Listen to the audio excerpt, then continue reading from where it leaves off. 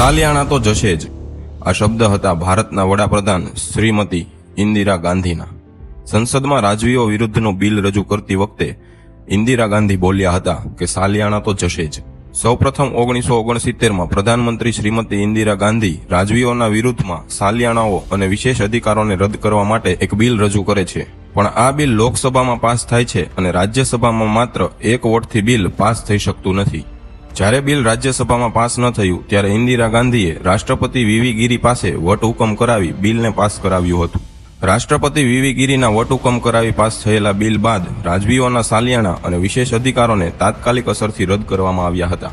જ્યારે આ સાલિયાણાઓ રદ કરવામાં આવ્યા ત્યારે નામદાર ગ્વાલિયર મહારાજા સાહેબ શ્રી માધવરાવ સિંધિયા સુપ્રીમ કોર્ટના દ્વારે પહોંચ્યા અને રાજવીઓનો કેસ સુપ્રીમ કોર્ટમાં ચાલ્યો અને સુપ્રીમ કોર્ટની બેન્ચે એક ઐતિહાસિક જજમેન્ટ આપ્યું કે રાજવીઓ આ દેશના નાગરિકો છે। સાલિયાણા અને વિશેષ અધિકારો તેના મૂળભૂત હકો છે, તે રાષ્ટ્રપતિ દ્વારા વટહુકમ કરી અને રદ ન કરી શકાય। 1969માં આ જજમેન્ટ હતું નામદાર સુપ્રીમ કોર્ટનું। સુપ્રીમ કોર્ટના આ જજમેન્ટથી રાજવીઓના સાલિયાણા અને વિશેષ અધિકારો તો પાછા આવ્યા, પણ ઇન્દિરા ગાંધી કઈ હાર માને તેમ નહોતા।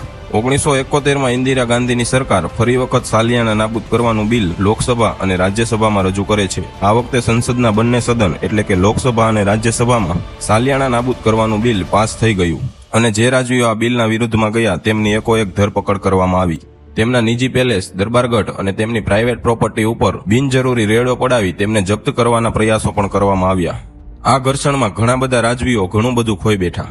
રાજવીઓએ જ્યારે ભારત સરકારને રજવાડાઓ સોંપ્યા હતા ત્યારે તે સમયની ભારત સરકારે રાજવીઓને બંધારણીય ગેરંટી આપી હતી કે અમે તમને આજીવન સાલિયાણા અને વિશેષ અધિકારો આપીશું, પણ ઈસવીસન 1971માં આ તમામ હકોનો નાશ કરવામાં આવ્યો। રાજવીઓ માટેની 291મી કલમ રદ કરી બંધારણમાં 26મા સુધારા સાથે હવે રાજવીઓને સાલિયાણા અને વિશેષ અધિકારો મળતા બંધ થયા અને રાજવીઓ સામાન્ય માણસ બની ગયા।